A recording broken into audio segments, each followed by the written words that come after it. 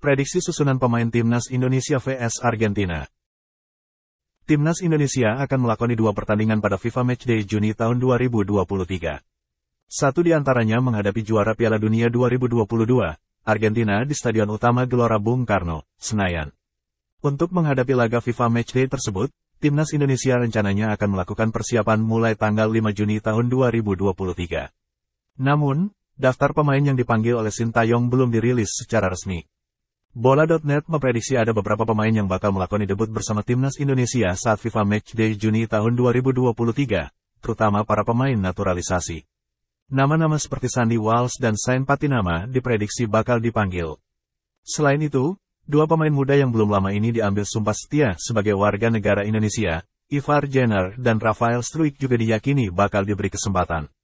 Namun dari 2 nama itu, Ivar Jenner lebih berpeluang tampil melawan Argentina mengacu pada performanya di Liga Belanda pada musim lalu. Ia bermain lebih banyak ketimbang Rafael Struijk. Untuk posisi di bawah Mister Gawang, Sintayong sepertinya akan memilih Syahrul Trisna. Kiper Persikabo 1973 ini kerap jadi andalan pelatih asal Korea Selatan itu. Dengan postur yang cukup tinggi, Syahrul Trisna bisa diandalkan untuk mengantisipasi umpan-umpan silang yang dikirimkan pemain Argentina ke kotak penalti Timnas Indonesia. Ia juga dikenal memiliki ketenangan dan refleks yang cukup baik. Satu tempat di pos bek kanan Timnas Indonesia kemungkinan bakal jadi milik Sandy Walsh. Dengan pengalamannya di Eropa, ia bisa menggusur posisi Asnawi Mangkualam yang menderita cedera.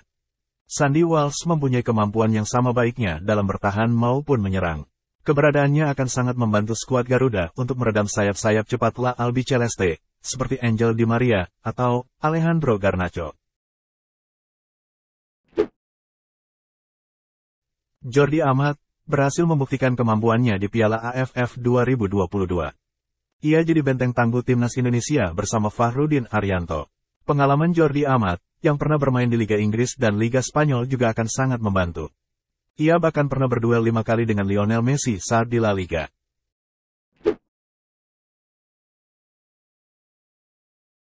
Elkan Bagnot adalah tandem sempurna untuk Jordi Amat. Ia diberkahi tinggi yang sangat ideal sebagai seorang bek tengah untuk memotong bola-bola atas. Elkan Bagot juga punya pengalaman bermain di Eropa. Sekarang, ia memperkuat Ipswich Town. Sebelumnya, ia pernah membela Gillingham dan Cheltenham Town FC.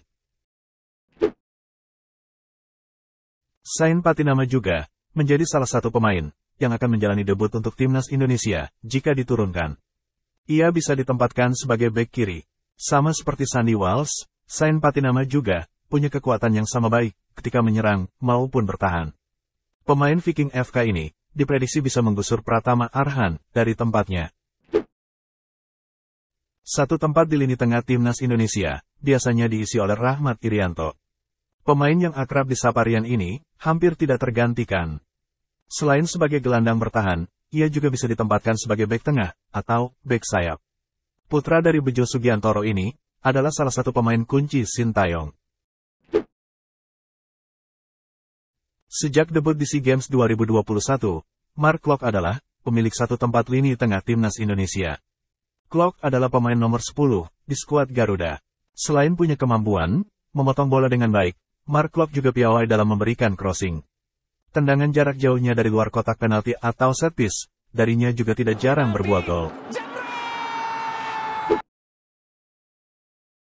Ivar Jenner melengkapi trio lini tengah Timnas Indonesia bersama Irianto dan Klok. Ia baru saja mendapatkan paspor Indonesia setelah diambil sumpahnya pada tanggal 22 Mei tahun 2023. Sebagai gelandang, Ivar Jenner punya potensi yang menjanjikan. Ketika bermain untuk Timnas Indonesia U20, dalam uji coba di Spanyol, pada tahun lalu, ia terlihat agresif dalam mengkreasikan serangan. Egy Maulana Fikri diprediksi jadi pilihan Sintayong untuk mengisi pos lini depan Timnas Indonesia. Dengan kecepatan dan kreativitasnya, Egy adalah ancaman nyata untuk lawan. Egy juga kerap jadi pemecah kebuntuan untuk Timnas Indonesia. Sangat menarik menantikan pertemuannya dengan Lionel Messi di FIFA Matchday nanti. Sintayong sebetulnya punya opsi dalam diri, Ramadan Sananta, sebagai ujung tombak Timnas Indonesia.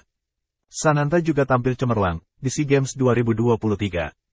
Namun, Sintayong diprediksi masih akan memberikan kesempatan kepada Dimas Drajat. Secara pengalaman, Dimas lebih unggul dari Sananta.